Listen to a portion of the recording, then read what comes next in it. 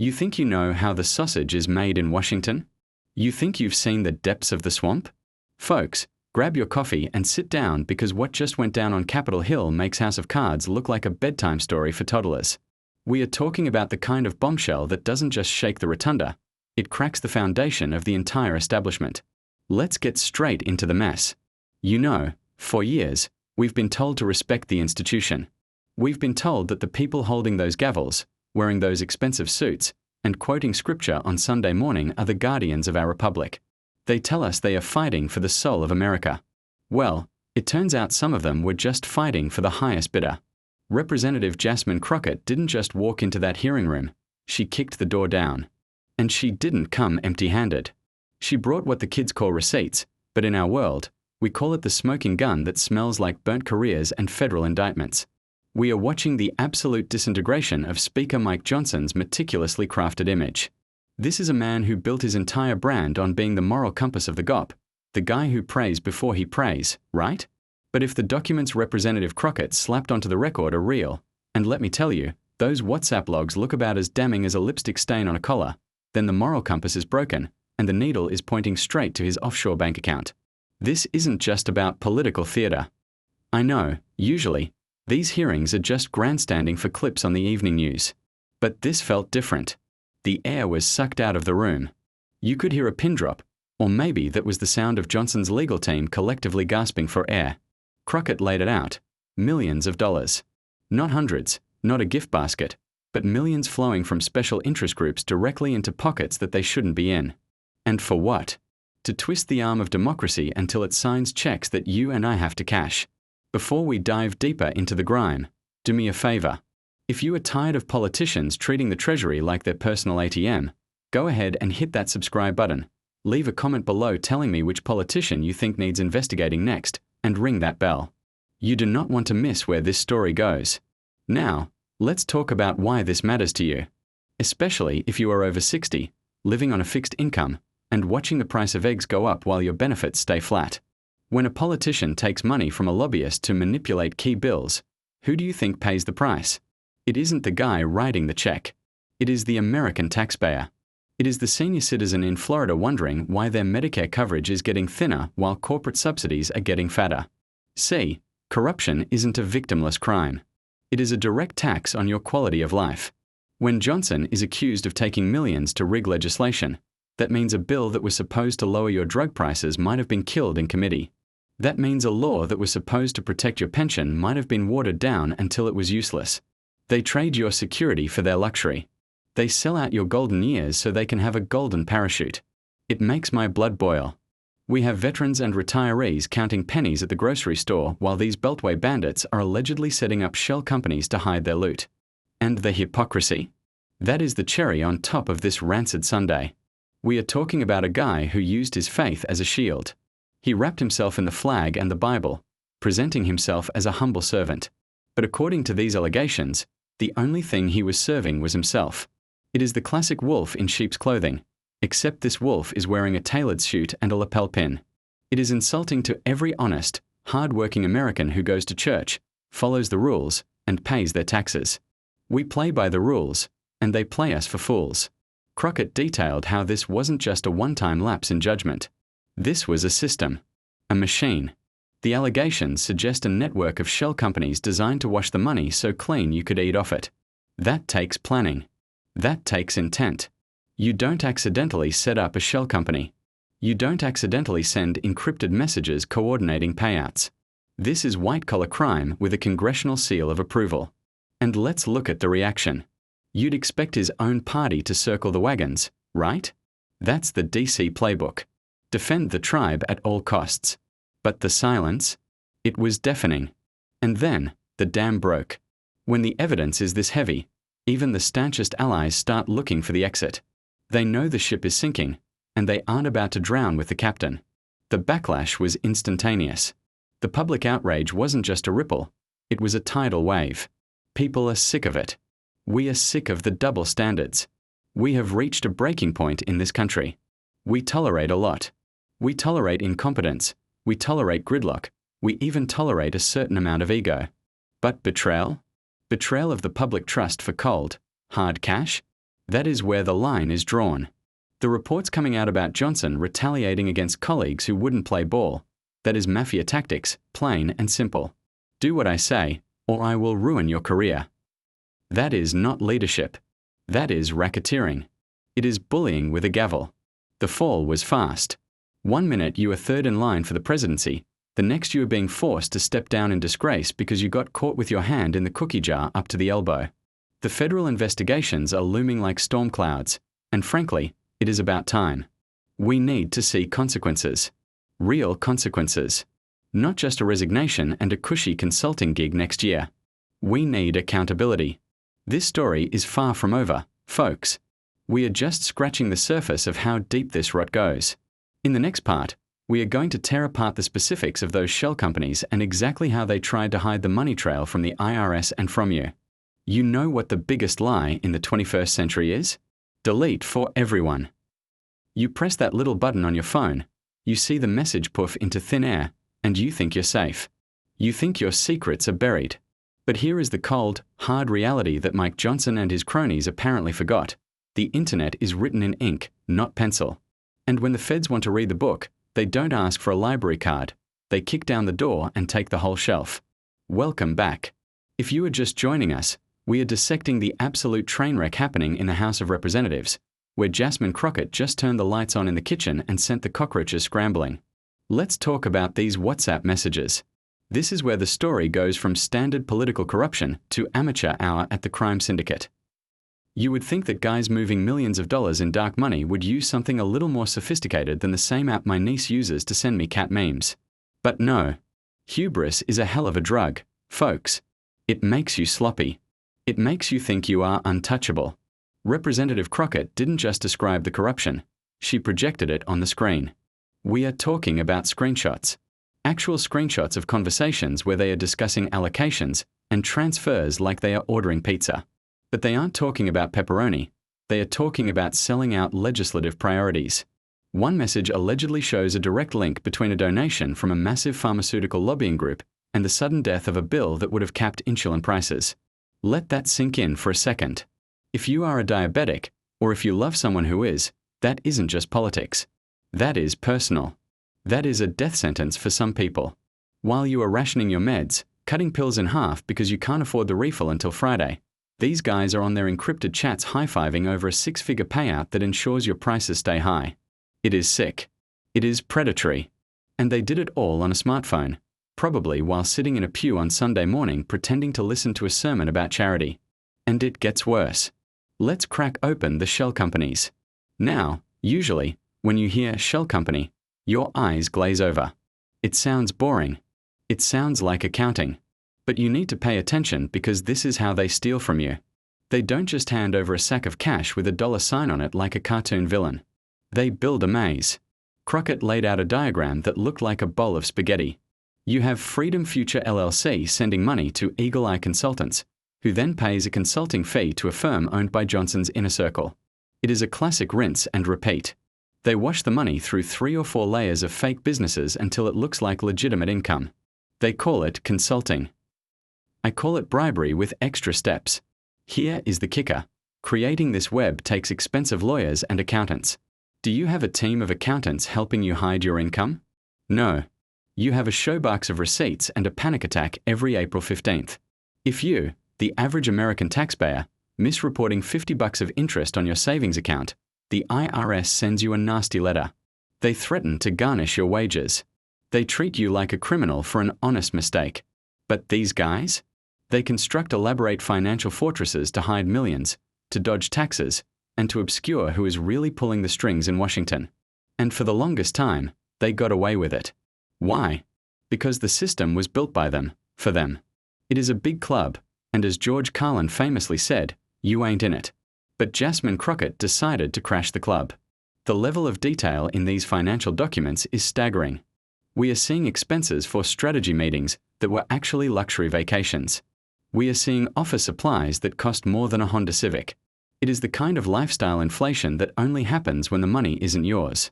It is easy to spend big when the tab is being picked up by special interests who expect a return on their investment.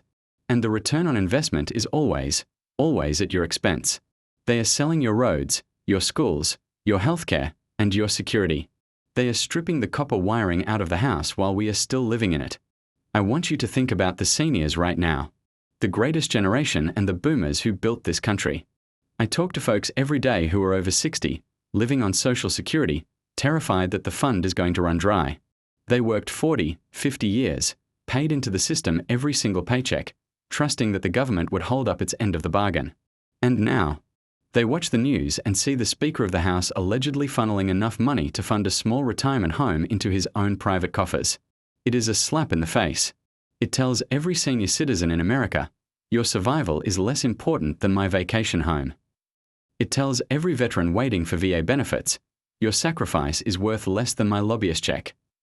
And don't think for a second that Johnson was doing this alone. You don't run a scheme this big without enforcers.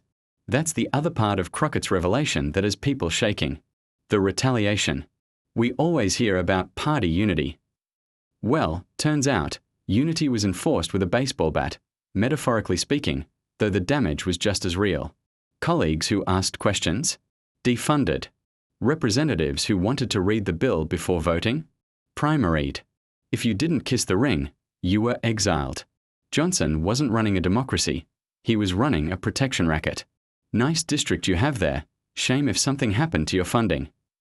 This is the behavior of a mob boss, not a statesman. It creates a culture of fear where good people, and yes, there are still a few good people in DC, believe it or not, are too terrified to speak up because they know the machinery will crush them. They saw what happened to the others. They saw the hit pieces in the press, the dried up fundraising, the whispers in the cloakroom. But fear only works as long as the lights are off. Once someone flips the switch, the monster in the corner just looks like a sad, greedy little man. And right now, thanks to these leaks, the lights are blazing. If this kind of raw, unfiltered truth about the people running our country fires you up, if you are tired of being treated like a piggy bank for the elite, do me a solid, smash that like button, subscribe to the channel, and hit the notification bell. We are building a community of people who refuse to be hoodwinked, and I want you on the front lines with us. We are watching the narrative collapse in real time. The family man image? Gone. The fiscal conservative label? A joke. You can't claim to be fiscally responsible when you are laundering money. That's like claiming to be a vegetarian while eating a steak. The cognitive dissonance is off the charts. But the most dangerous part of a cornered animal is the bite. Johnson didn't go down quietly. Oh no. When the story broke, the spin machine went into overdrive. We saw denials that were so flimsy you could poke a finger through them. We saw attempts to discredit Crockett, to call her angry, to call her unhinged. They tried every trick in the book to shoot the messenger because they couldn't handle the message. It didn't work. And do you know why? Because the American people aren't stupid. We might be busy, we might be tired, but we know a rat when we smell one. And this whole situation stinks to high heaven. In the next part, we are going to dive into the fallout. We are going to look at the specific federal agencies that finally decided to wake up from their nap and start doing their jobs. We are going to talk about the DOJ, the IRS, and why it took a congresswoman going rogue to get them to move a muscle. Stay tuned, because the unraveling is just getting started. You know that sound? That distinct, sharp knock on the door at 6 a.m.? No, it's not the milkman, and it's definitely not your neighbor returning a cup of sugar. That is the sound of consequences arriving via the Federal Bureau of Investigation. And let me tell you, in Washington, D.C., that is the only alarm clock that actually wakes people up. Welcome back to the breakdown. If you thought the WhatsApp messages were the climax of this movie, you were wrong. That was just the inciting incident. Now, we are in the second act, where the villain realizes the walls are closing in and the getaway car has a flat tire. After Representative Crockett dropped that Moab, mother of all bombs, in the hearing, the atmosphere shifted instantly. Usually, these scandals have a shelf life of about 48 hours. The news cycle moves on, a celebrity gets a divorce, and everyone forgets that a politician stole a few $1,000,000. That's the design. They count on our short attention spans. But this time, the evidence was too sticky. It was too specific. You can't spin your way out of a bank routing number. And suddenly, the Department of Justice, which usually moves with the speed of a sloth on sedatives, decided it was time to look busy. We started hearing whispers of subpoenas. And folks, a subpoena in DC is like seeing a cockroach in a restaurant kitchen. If you see one, you know there are 1,000 more hiding in the walls. The DOJ began looking into those shell companies we talked about. They started asking the uncomfortable questions. Where did this money come from? And why did it end up in an account controlled by the speaker's brother-in-law's neighbor? And then, the IRS entered the chat. Now, listen. I know we all have a love-hate relationship with the taxman. Mostly hate. If you are a senior citizen living on a pension, you know the fear of making a mistake on your filings. You stress over every receipt.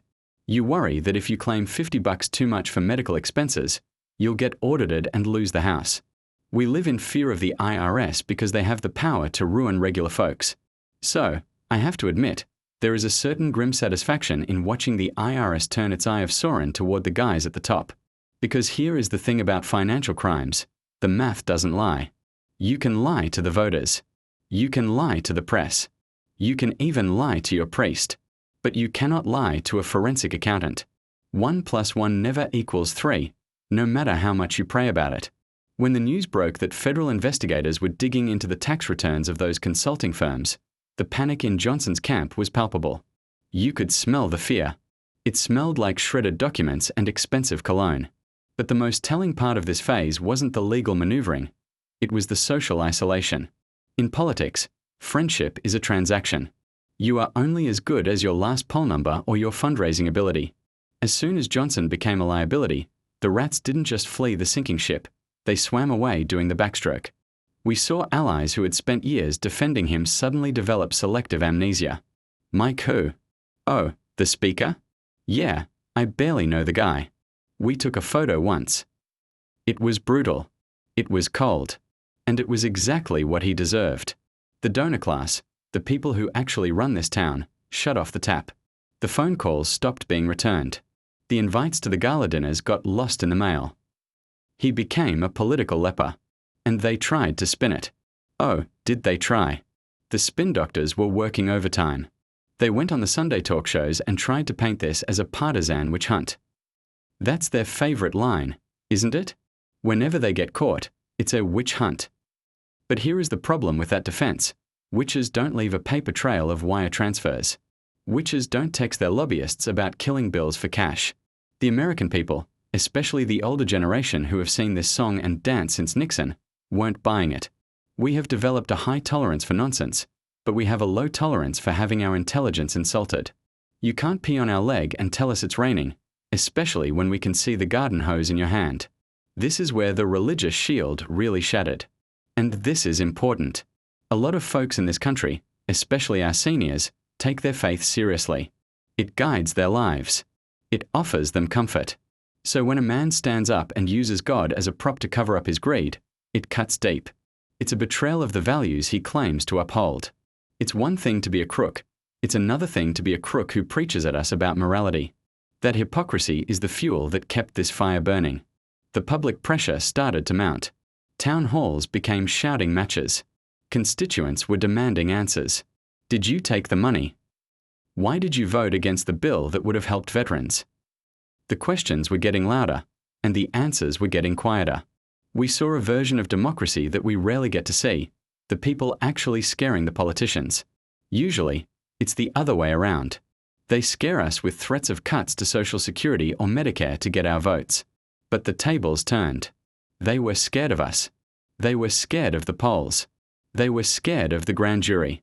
If you are enjoying watching the mighty fall and the truth rise to the top, make sure you take a second to subscribe, hit that like button, and ring the bell.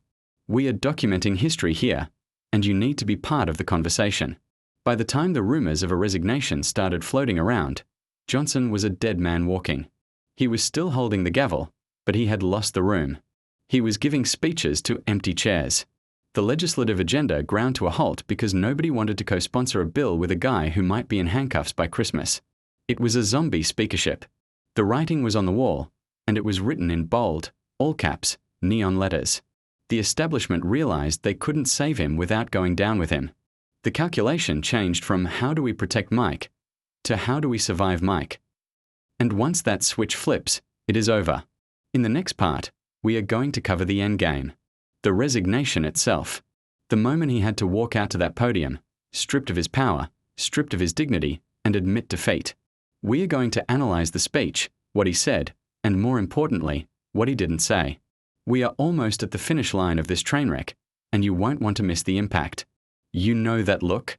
The look a dog gives you when you come home and find the trash can knocked over? That mixture of guilt, fear, and a tiny bit of defiance that says, I did it, but I'm going to pretend I didn't until you prove it? That is exactly what Mike Johnson looked like when he walked up to the podium yesterday. Welcome back. If you are just tuning in, you missed the fireworks, but you are just in time for the funeral.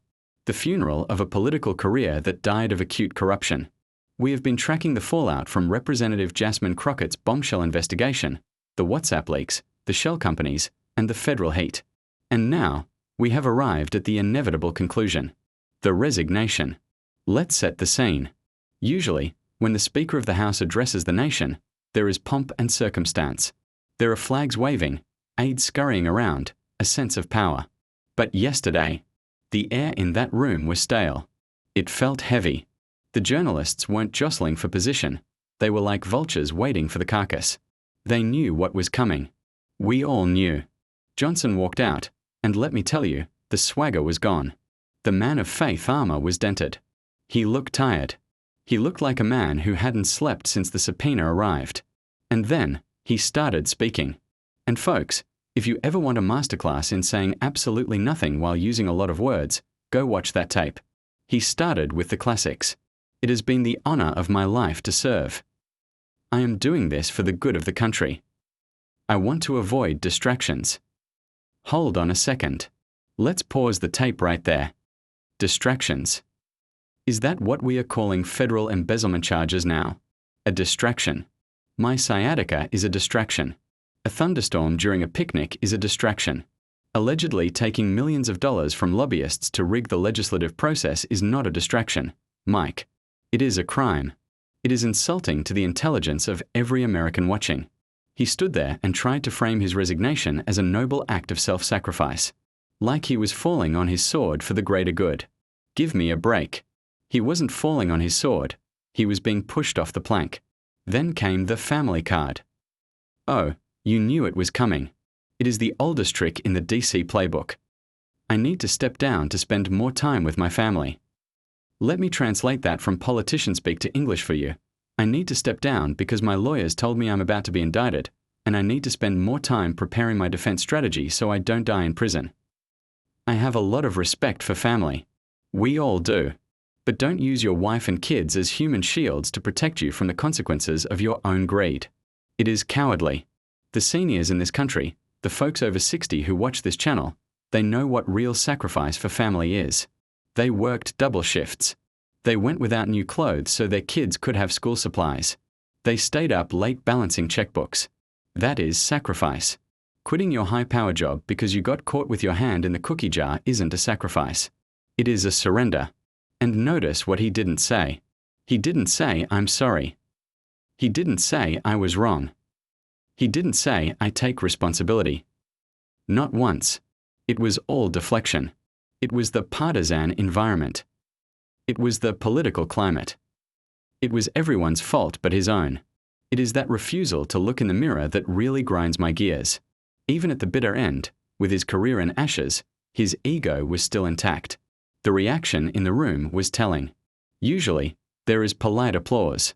This time, silence. Awkward, shuffling silence. Even his own party members were checking their watches, mentally calculating how fast they could distance themselves from him.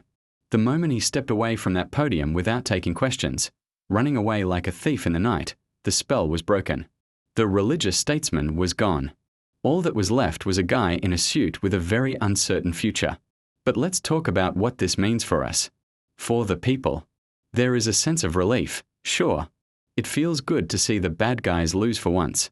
It feels good to see that the system, as broken as it is, can still occasionally chew up and spit out the corruption. But there is also anger. Why did it take this long? Why did it take a brave congresswoman risking her own neck to expose this? Where were the safeguards? We watched a man who claimed to represent our values turn around and sell them to the highest bidder. He voted to cut benefits for the elderly while allegedly padding his own retirement fund. He preached about fiscal responsibility while running a shell game with lobbyist cash. The comment section on the live stream of his speech was on fire. And I'm not talking about trolls. I'm talking about real people. Good riddance. Don't let the door hit you. Now do the rest of them. People are awake. That is the silver lining in this dark cloud. This scandal didn't just take down one man. It woke up a lot of voters. We are realizing that we have to watch these people like hawks. We can't just vote and hope for the best. We have to verify. We have to demand transparency. As Johnson walked down that hallway, away from the cameras, probably for the last time as Speaker, I couldn't help but think about the disconnect. He is going to go home to a nice house. He will probably get a book deal. He might even get a gig on a cable news network as a contributor once the heat dies down. Meanwhile, you are worried about the price of gas. You are worried about your copay. The injustice of it stings. But at least, for today, justice scored a point. He is out. The gavel has been wrestled from his grip. But the cleanup? That is just beginning. The rot doesn't stop with one man. He was part of a system, a culture that allowed this to happen. In the final part of our series, we are going to talk about what now? How do we make sure the next guy isn't just a smarter, quieter version of Mike Johnson? How do we take this victory and turn it into real change? Don't go anywhere. We are going to wrap this up and give you the marching orders for what we, the people, need to do next. So here we are. The king has fallen. The gavel has been passed. The headlines are moving on to the next shiny object.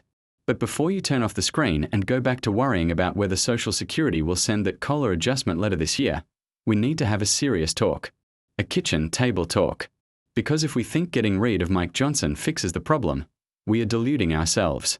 Welcome to the finale. We have walked through the allegations, the evidence, the investigations, and the resignation. It has been a wild ride. But now comes the hard part. The cleanup.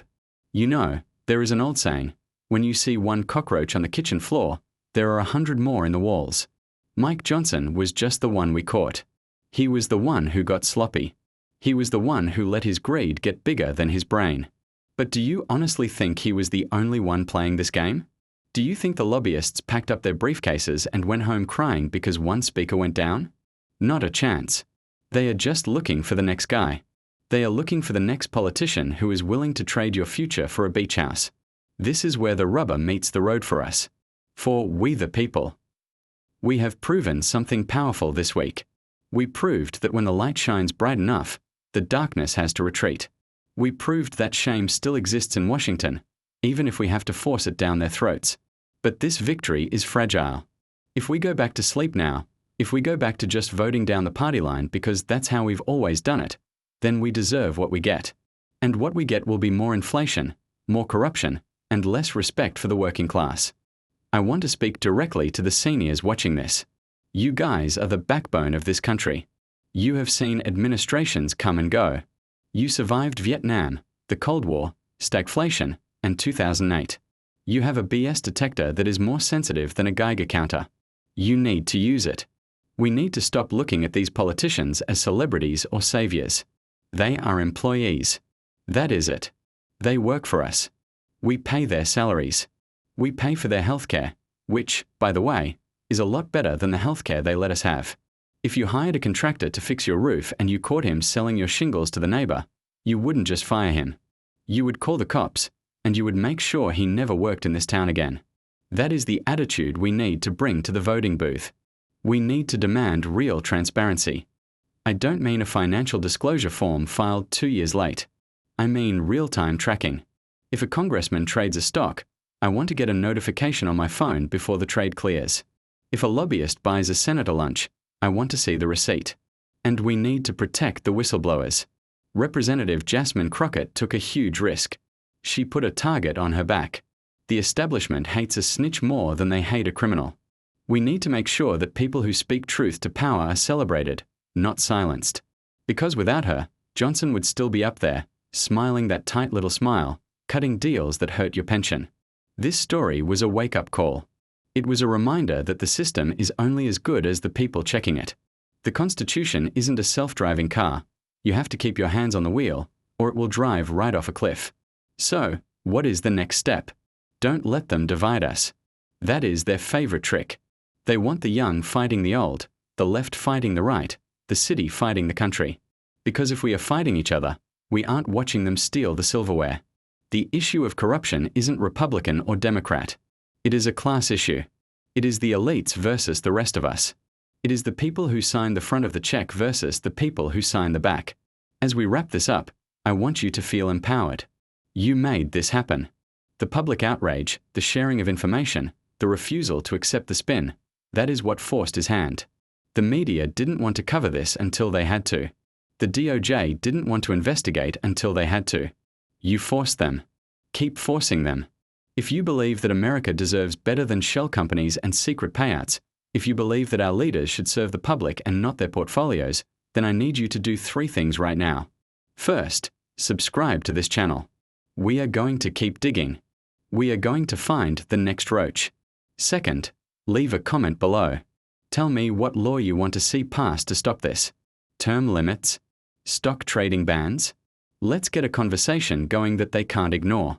And finally, hit that notification bell. The news cycle moves fast, and they count on you missing the important stuff. Don't let them win. Mike Johnson is history.